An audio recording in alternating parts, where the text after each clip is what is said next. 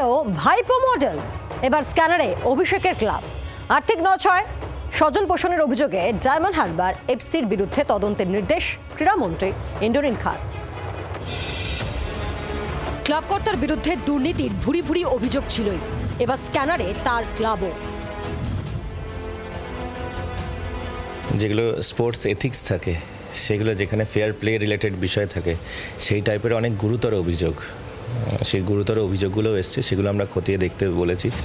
ইতিমধ্যেই অভিষেক বন্দ্যোপাধ্যায়ের football club diamond Harbour FC নিয়ে বিস্তর অভিযোগ উঠেছে। ক্রীড়া দফতরে অনেক অভিযোগ জমাও পড়েছে।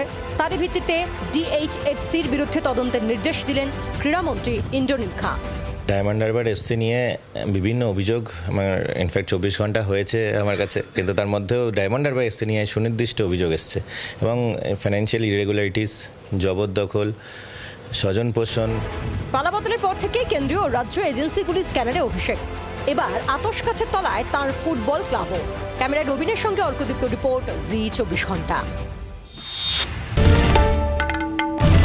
বাংলার আওয়াজ, বাঙালির আবেগ, জি 24 ঘন্টা।